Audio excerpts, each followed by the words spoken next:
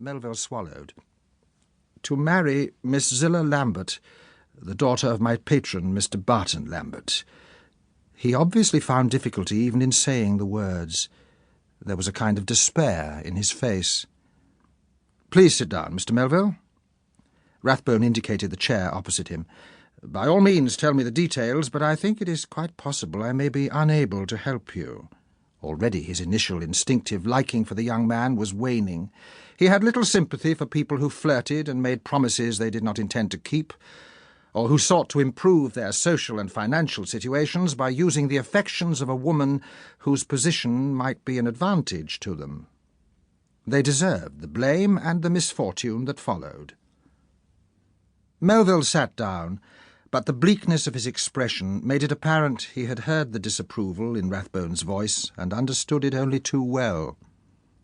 "I had no intention of hurting Miss Lambert," he began awkwardly, "of causing injury either to her feelings or to her reputation." "Is her reputation in question?" Rathbone asked, rather coolly. Melville flushed, a wave of colour rising up his fair cheeks. "No, it is not. Not in the way you imply," he said hotly. "But if a man breaks off an engagement to marry, or seems to, then people will raise questions as to the lady's morals. They will wonder if he's learned something of her which has changed his mind." "And have you?" Rathbone asked. That at least could prove some excuse, both ethically and in law, if it could be proved. "No."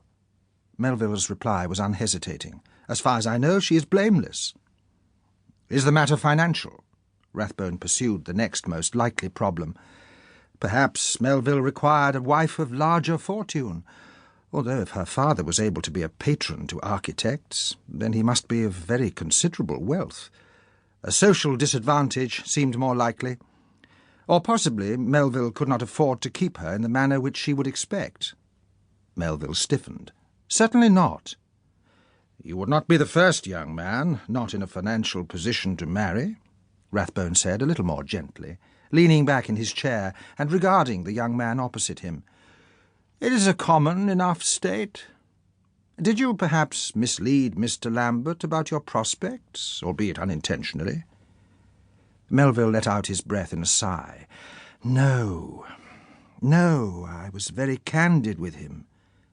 The shadow of a smile crossed his face, an unexpected light of humour in it, rueful and self-mocking. "Not that there would have been any point in doing any less.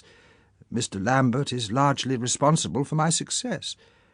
He would be in a better position to estimate my financial future than my banker or my broker would be." "Have you some other encumbrance, Mr. Melville? A previously incurred relationship?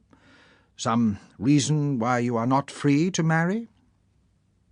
Melville's voice was very quiet. "No, He looked away from Rathbone, for the first time avoiding his eyes. "I simply cannot bear to. I like Zillah, Miss Lambert. I regard her as a good and charming friend, but I do not wish to marry her."